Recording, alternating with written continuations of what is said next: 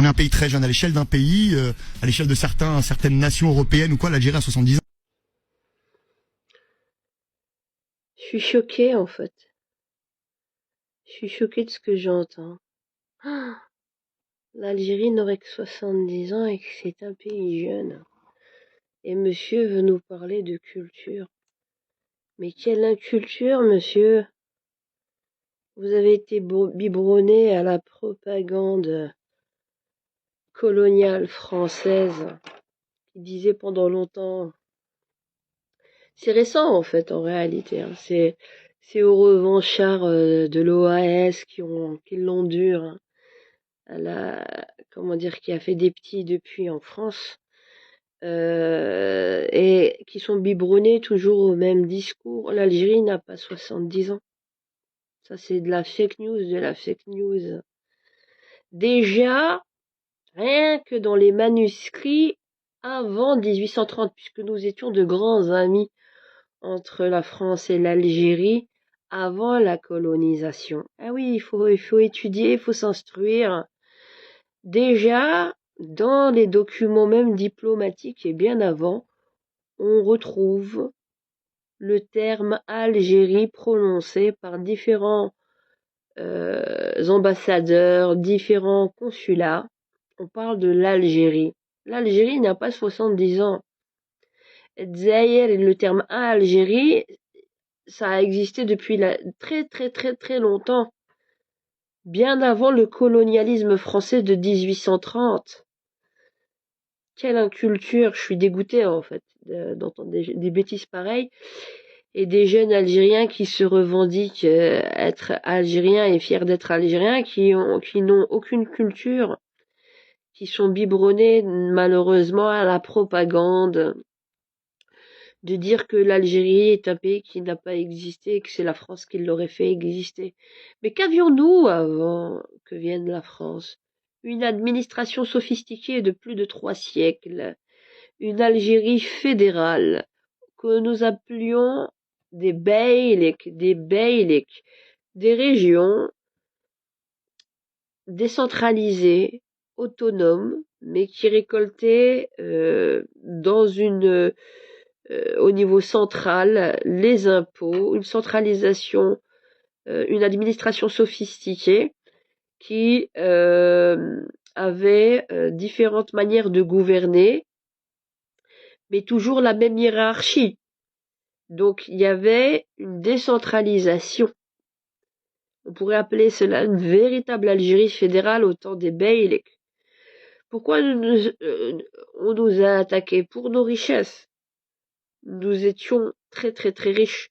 Et ce n'est pas la France qui nous a développé l'Algérie. Non, non, non, non, non. Non, non, non, non, non. Et les premiers colons qui connaissaient déjà la disette et la famine en France, ne serait-ce qu'à l'été 1829, où les cultures étaient dévastées, où la peste sévissait, le choléra à Marseille, d'accord, sans compter le fait qu'ils buvaient de l'eau vive, qui était des fois périmée, et dont ils tombaient très malades, d'accord. La France a eu l'habitude de collecter ces denrées et de pêcher sur nos côtes. De pêcher sur nos côtes à base de licences. Et il fallait avoir les écuissons de la France pour qu'ils soient reconnus comme être nos amis sur nos eaux territoriales. Oui, je suis fatiguée de votre inculture. Nous étions une Algérie, et nous le demeurons toujours, sauf que le jacobinisme a foutu quand même pas mal de boxons, et que la France ne nous a pas créé des hôpitaux. La France ne nous a pas créé des routes. La France a repris la cartographie et le cadastre de ce que nous avions au préalable, a fait en sorte de brûler, allez regarder la deuxième lettre d'Alexis de Tocqueville, le cadastre. Certains ont brûlé les cadastres. Ils n'ont plus su comment prélever les impôts et qui était quoi à qui étaient ces terres, à quoi elles servaient, vous voyez? Et ils ont perdu une partie, en fait, d'un manque à gagner pour mieux connaître l'administration que nous avions. Et ils se sont mordus les doigts par la suite. Ils ont rebaptisé nos hôpitaux que nous avions avant le colonialisme français. Ils les ont rebaptisés à des noms francisés. Et les routes, ce n'est pas eux qui les ont travaillées. Nous avions nos routes. Et nous avions une gestion écologique avec des sources thermales thérapeutiques dont beaucoup venaient se soigner remplis de soufre, venaient se soigner justement de la lèpre et venaient se soigner de plein de maladies. Et comment dire, et quand ils ont fait leur projet de colonialisme et de construction, ils ont dévasté l'écosystème parce qu'il fallait beaucoup d'eau pour leur construction. Et donc, ils ont dévasté des plaines, ils ont dévasté beaucoup de choses. Mais qui les a construits? Ce ne sont pas les Français, ce sont les Algériens eux-mêmes qui ont été esclavagisés et qui, lorsqu'ils se rebellaient, se voyaient administrer par la France coloniale des amendes désastreuses au niveau financier, qui fait que le colonialisme n'a perduré qu'avec aussi la richesse et l'argent des Algériens qui s'étaient vus administrer des amendes. Et c'est par ces amendes-là aussi que l'on faisait payer donc les rebelles qu'ils ont continué à... Ils n'avaient pas... Leur argent ne valait quasiment rien. Je vous mets tous au défi, hein. Vous faites rigoler, quoi. Mais de l'inculture pure et dure. Votre argent français, quand je dis votre, le vote, moi je suis française, je suis franco-algérienne. Quand je dis votre, je parle à ceux, vous savez, les reliques de l'OAS, les reliques du colonialisme français. Votre argent ne valait rien. Et la couronne d'Angleterre allait pêcher sur nos côtes.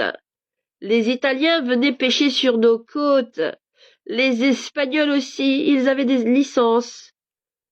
Les Français avaient un régime favorable chez nous.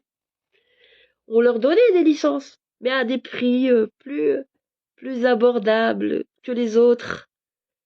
Car nous étions de vieux amis, n'est-ce pas, avec la couronne française, avant que nous ayons Bakri et Bouchnak, et bien d'autres commerçants de la Méditerranée qui d'ailleurs avaient tout le réseau maritime. Regardez ce que dit l'histoire concernant la guerre des frettes au niveau de la Méditerranée, qui avait le monopole des navires, des bâtiments que nous appelions les bâtiments, les corsaires, comme s'ils étaient que barbares. Le terme corsaire du 19e siècle, les corsaires français, parlons-nous suffisamment des corsaires français.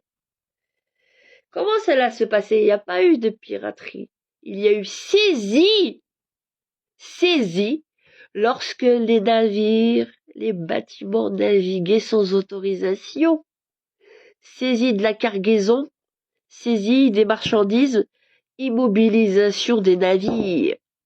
Oui, il faut étudier l'histoire, notre histoire, de fond en comble, avant de dire n'importe quoi.